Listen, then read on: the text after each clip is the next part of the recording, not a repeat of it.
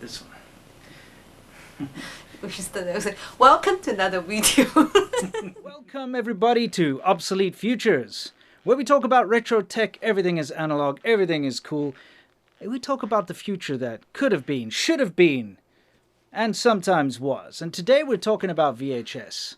Now, I mean, VHS is a fantastic format. How else are you supposed to get your teen gossip news, I suppose, other than on a VHS?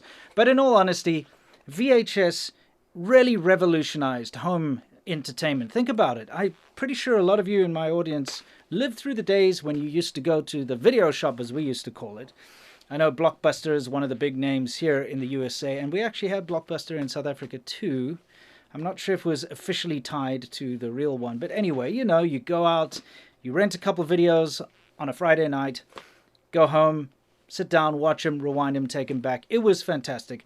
One of the best things you could do with your friends or families to go out, and I remember even, whoops, sorry, I got a whole pile of these things here.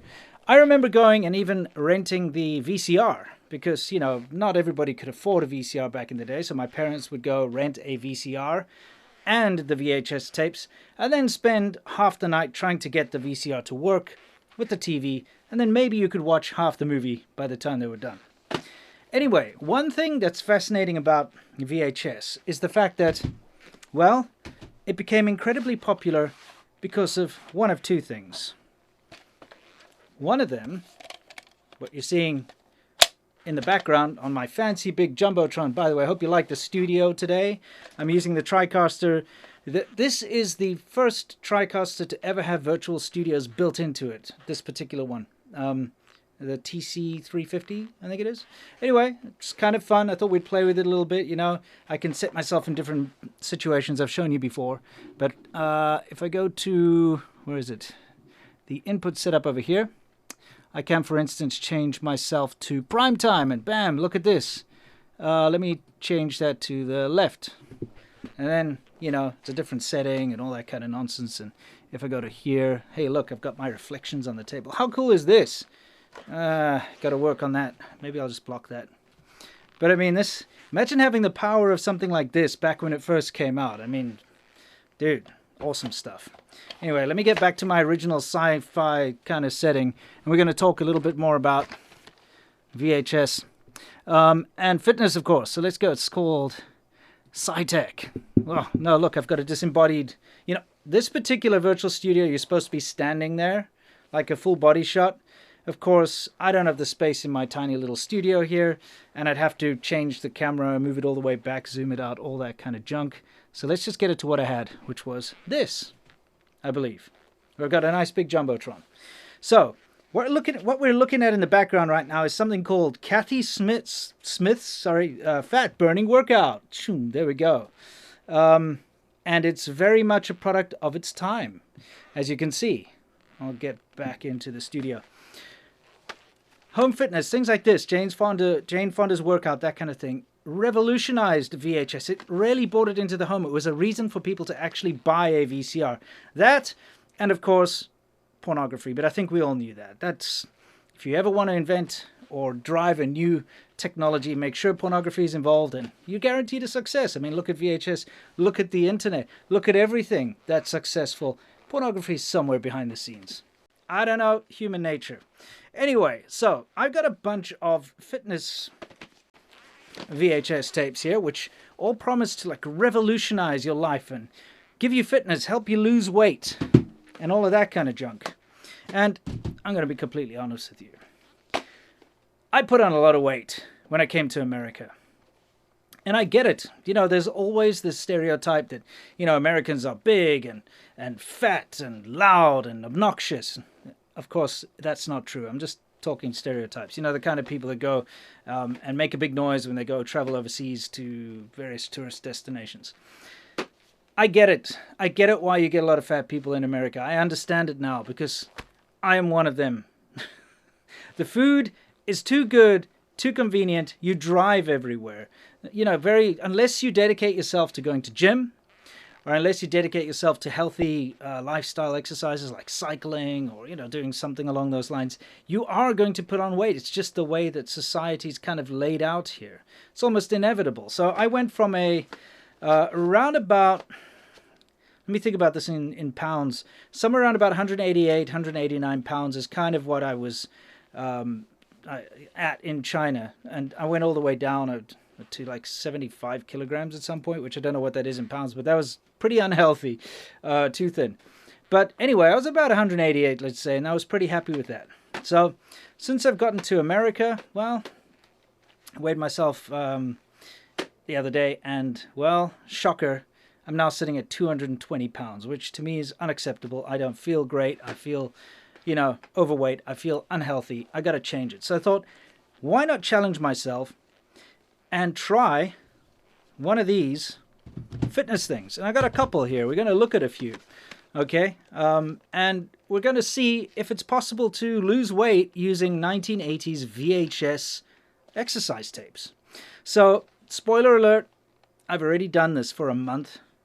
And I wanted to see how much doing one of these, we're going to look at some and I'm going to tell you which one I chose, for a month, see what it'll do. Can I lose a couple pounds? Can I lose a lot of pounds? Can I get in shape? Like, what's the deal? So let's take a look at some of these. So, of course, we have over here the usual, hang on, that transition's just boring. Let me change it up. There we go.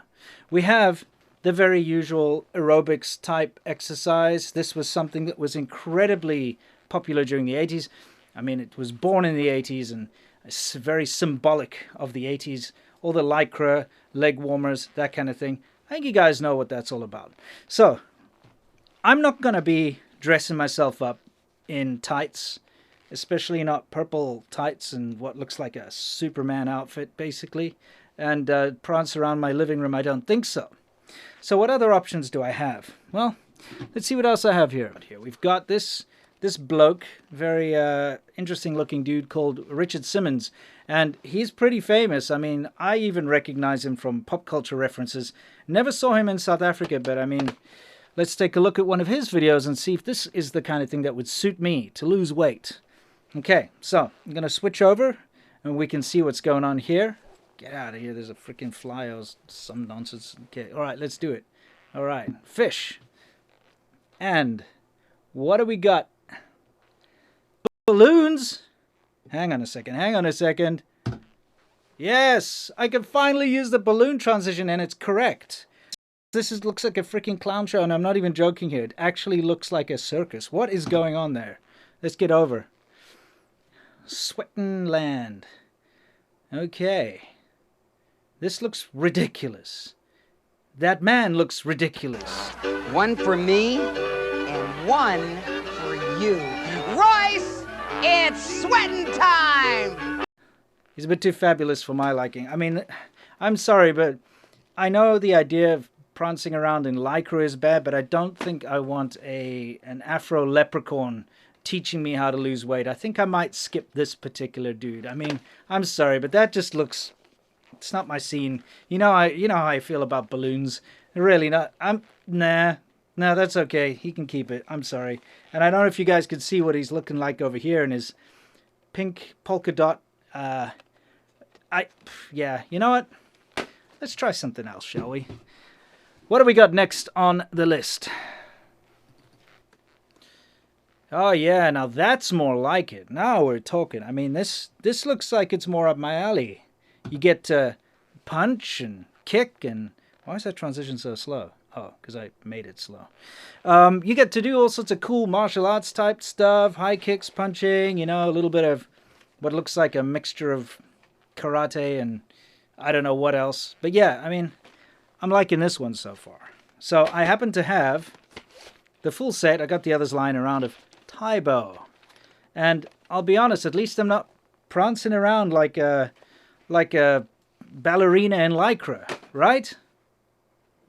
Right? I don't know. Okay.